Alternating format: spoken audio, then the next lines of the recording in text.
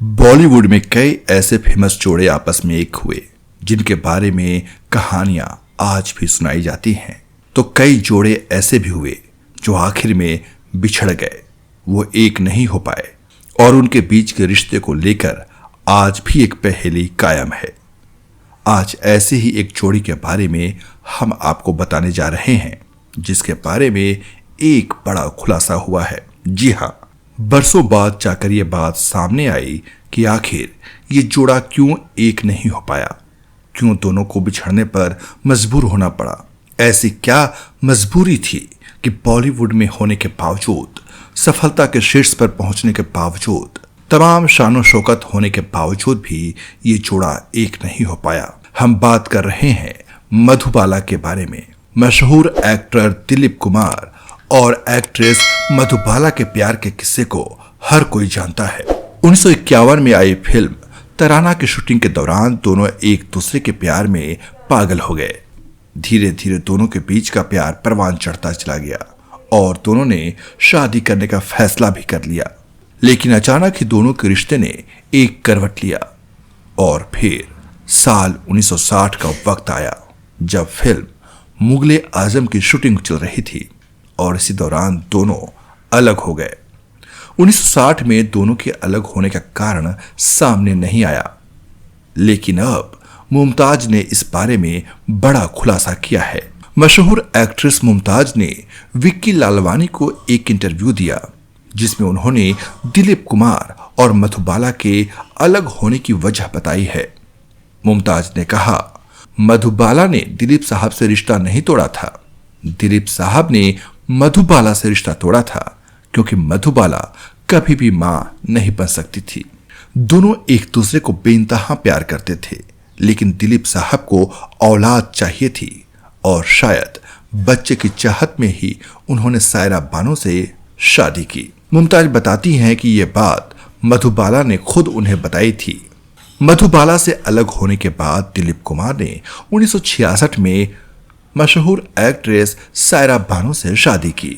लेकिन अफसोस की बात यह है कि जिस औलाद की चाहत में उन्होंने मधुबाला से रिश्ता तोड़ा था, मधुबाला को छोड़ा था, लेकिन सायरा बानो से शादी करने के बाद भी उन्हें औलाद का सुख नसीब नहीं हुआ। मधुबाला की ट्रेजिक लव स्टोरी बॉलीवुड की सबसे दर्दनाक और दिल को छू लेने वाली कहानियों में से एक है। वो न सिर्फ अप्सरा जैसी खूबसूरत थी बल्कि एक बेहतरीन अदाकारा भी थी।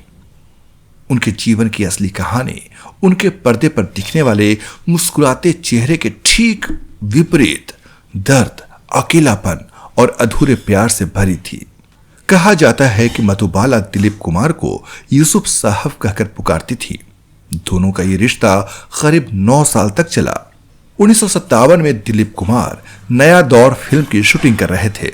निर्देशक B.R. चोपड़ा ने इसमें मधुबाला को लिया था, लेकिन लोकेशन शूटिंग शिमला में होनी थी।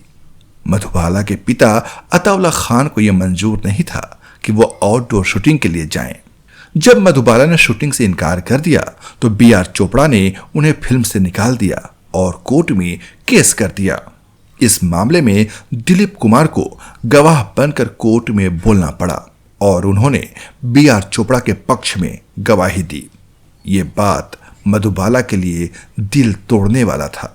मधुबाला के पिता शुरू से ही उनके निजी जीवन में दखल देते थे। वो नहीं चाहते थे कि मधुबाला शादी के बाद इंडस्ट्री छोड़े।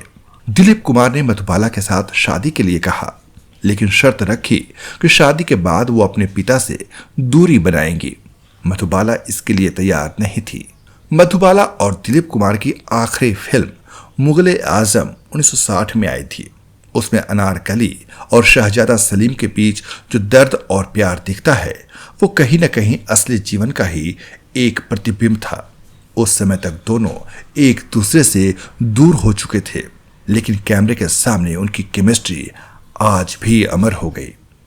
ये एक ऐतिहासिक फिल्म बन गई। मधुबाला को बचपन से ही दिल की बीमारी थी, वेंट्रिकुलर सेप्टल डिफेक्ट, यानी दिल में छेद। उनका स्वास्थ्य दिनों दिन बिगड़ता चला गया और वो करीब 9 साल तक बिस्तर पर पड़ी रहीं। धीरे धीरे सब कुछ छूट गया। बाद में उन्होंने किशोर कुमार के साथ शादी की, लेकिन वो रिश्ता भी अधूरा और अलगाव भरा रहा। 1969 में केवल 36 साल की उम्र में मधुबाला ने इस दुनिया को अलविदा कह दिया। मधुबाला और दिलीप कुमार कभी साथ नहीं हो पाए, लेकिन उनका प्यार, उनकी तकलीफ और उनकी यादें बॉलीवुड के इतिहास में हमेशा जिंदा रहेंगी। तो दोस्तों, अगर आपको हमारी ये कहानी पसंद आई हो, हमारी ये जानकारी पसंद आई हो बॉलीवुड के बारे में, तो आप हमारे यूट्यूब चैनल को सब्सक्राइब जरूर करें, वीडियो को लाइक करें, शेयर करें और कमेंट करें। हमें आपके कमेंट का इंतजार रहेगा। मिलते हैं अगले वीडियो में, तब तक के लिए नमस्कार।